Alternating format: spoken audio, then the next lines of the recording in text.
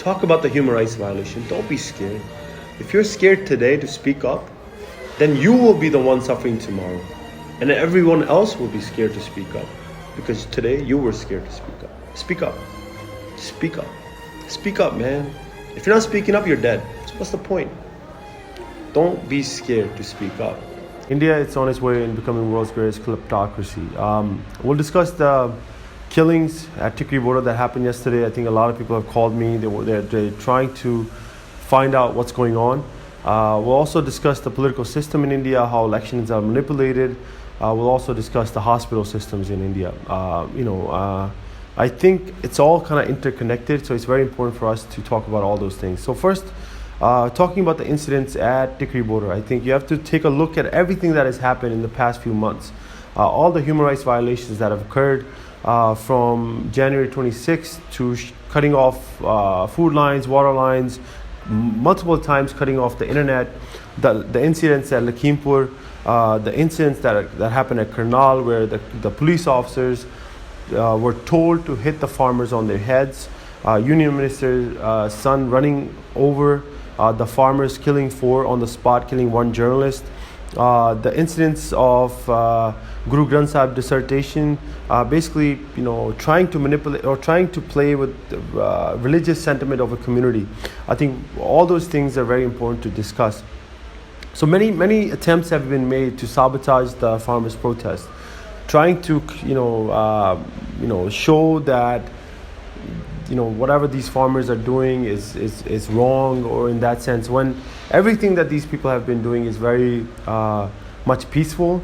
But pictures have come out and videos have come out now that where people have trying to manipulate the farmers' protest. So we'll talk about all those things. So first, getting to the events that happened yesterday. Basically, a group of ladies, females, 7 in number, 1 male, 35-year-old, were sitting down on the side of the road. They were basically getting ready to go back home. It was early morning, about 5:30 a.m. They had just finished cooking meal, the langar for many people around them, and they had packed their food for the journey to be going back home on the train.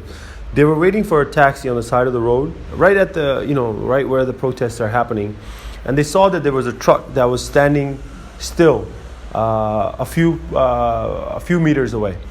They crossed the road, and as they got to the other side of the road, the truck basically speeded up at high speed towards them and ran them over, killing 2 ladies right at the spot. The others basically called for help. They called for an ambulance. The ambulance never came. I think they were told that we don't have an ambulance from the local authorities. They ended up doing a taxi. They used a taxi to transport the injured farmers to the hospital. One basically died right very close by. I mean, you can see the pictures. The intestines were basically hanging out from the stomach of one of the farmers. It was so brutal. The other one was taken to a PGI hospital, which is about an hour from here. So when we got to the spot, the first hospital, when we talked to the patient, and we have eyewitness accounts of this, and she told us basically everything that I told you, how this has happened, has basically come from that one patient. Then we were told that we need to go to the PGI hospital in Rohtak, where the other patient was and was critical and needed of blood. So we kind of gathered up our team and we headed to PGI Rohtak. Some of the stuff we saw there was pretty gruesome. I mean, the farmer was crying. She was crying. She was literally in pain.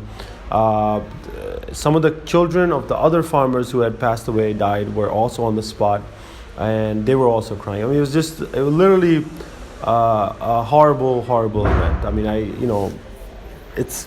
when I've been here for 11 months and I've heard a lot of crying, I heard a lot of, I've been around a lot of pain, and this was probably one of the worst moments for me. I mean, innocent people just standing by, and what looks like to be another, way of sabotaging the movement, trying to scare. It seems like a scare tactic.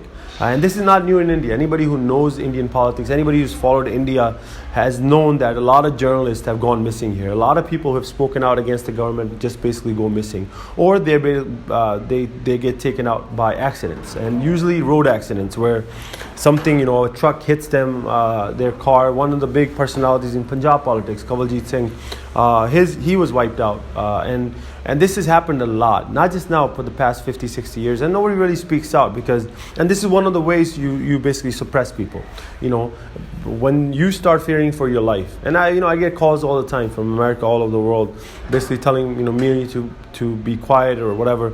But one thing I want to tell the world, I mean, especially those 12 people who have been banned from coming to India, if you cannot speak up, then you're dead, right? If you feel the day you have a fear that you cannot speak up, you're dead.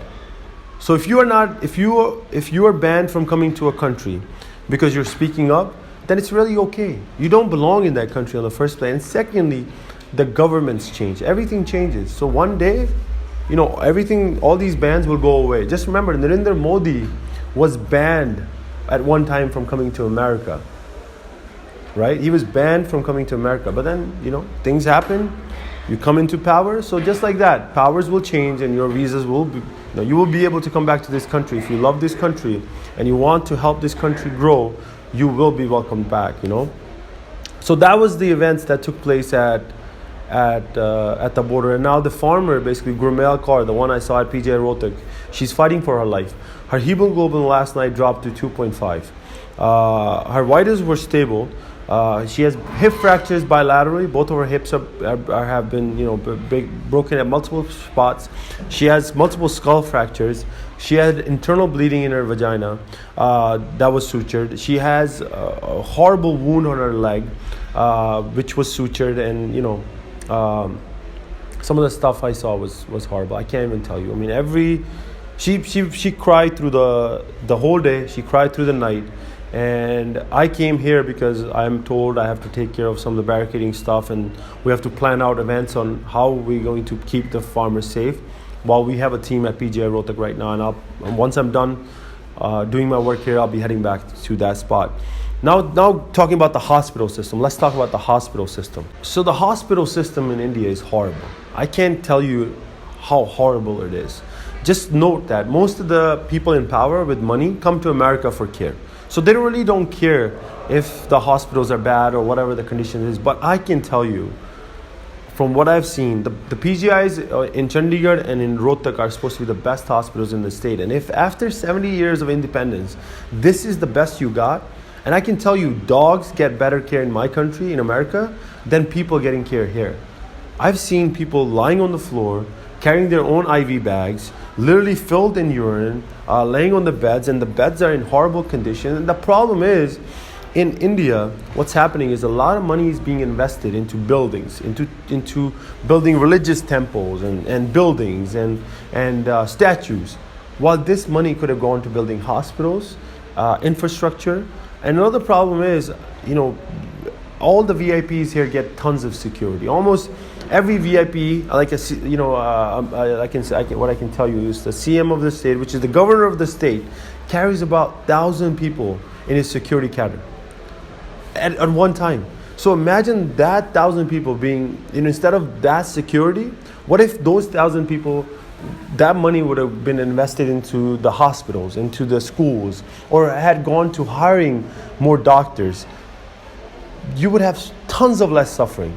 I've seen people suffering literally in the hospitals, getting no care. And one of the big reasons is a lot of the people, the politicians, the rich, don't get care in India. They come overseas to get their care. So I think, and one other thing that I was told at the PGI yesterday, I had brought this out to the attention of the Vice Chancellor at PGI Rohtak, who was doing rounds, and I told her, like, hey, this is what's going on. There's, this is horrible, and I just want to bring this to your attention. And she nodded her head. And later, a lot of the staff came to me, and what they told me, that they have a 30-30-30 system here.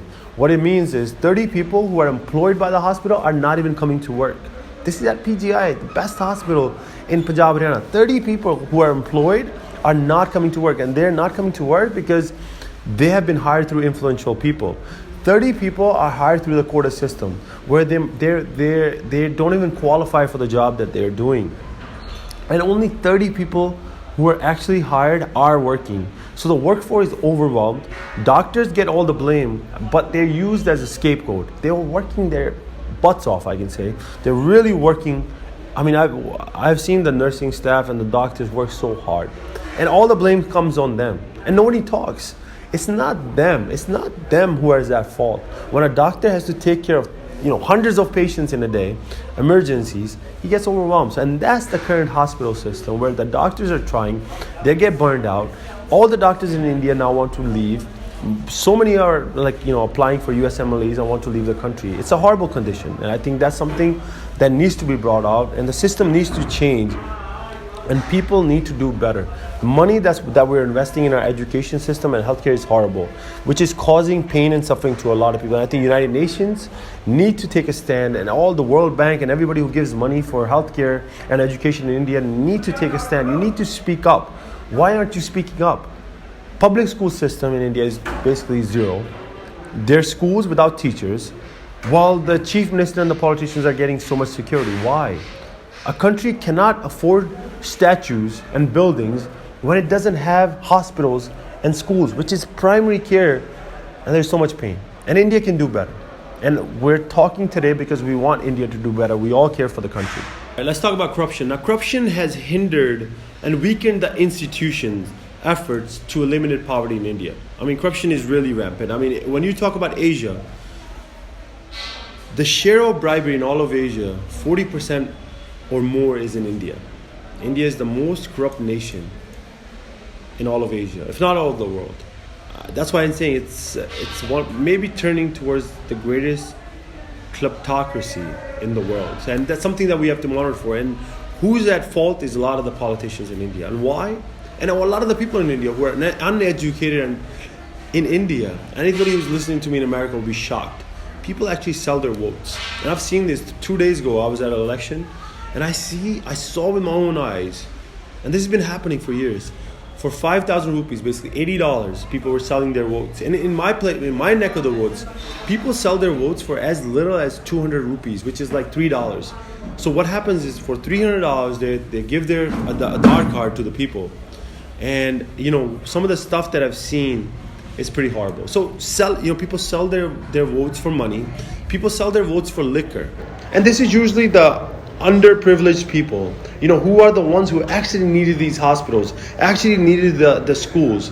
But what we have failed to make them realize is their vote is so important, that everything that's happening here, everything that's wrong with the country is because you did not vote the right way. And I think,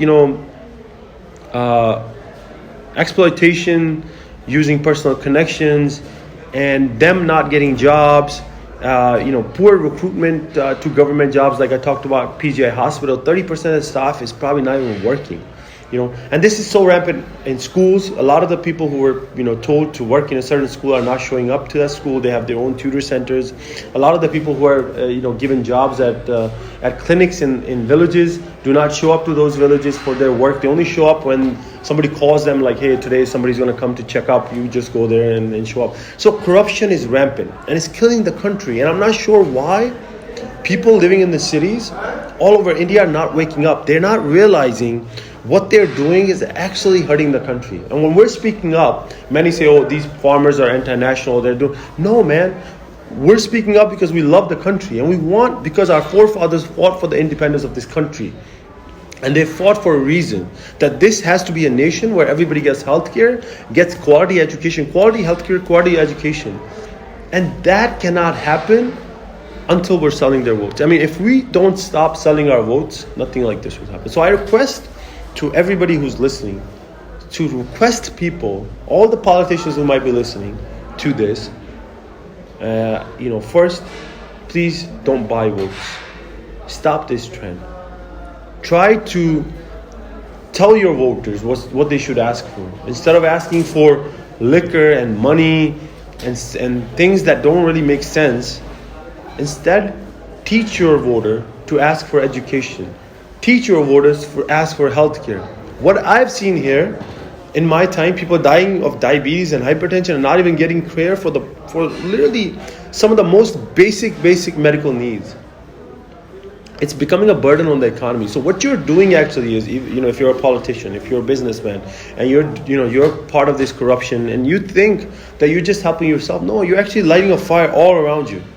You're lighting a fire all around you, and one day that fire is also going to burn you. It might not burn you, it'll burn your kids. It'll burn your kids. It's destroying the country as a whole. So I ask the country to come together to stop the corruption. Stop the corruption. Stop the corruption, because you're destroying the country. What I've seen here, people suffering in the hospitals, your kids will suffer. You're lighting a fire all around you that will burn your home. I don't care how rich you are, you're lighting a fire all around you and you're not seeing it. And I request the politicians to please talk about this. Talk about people not selling votes. Talk about better hospitals. And talk about farmers. Talk about the farmers' rights. Talk about the 3 laws. These people have been sitting here, man. There's a reason they've been sitting here for 11 months and strong. There's a reason the whole world is kind of coming together to their... Talk about the human rights violation. Don't be scared. If you're scared today to speak up, then you will be the one suffering tomorrow. And everyone else will be scared to speak up. Because today you were scared to speak up. Speak up. Speak up. Speak up, man. If you're not speaking up, you're dead. So what's the point? Don't be scared to speak up. If someone's trying to threaten you to take away your life because you'll speak up, then you're already dead. If you're scared, you're already dead. Speak up.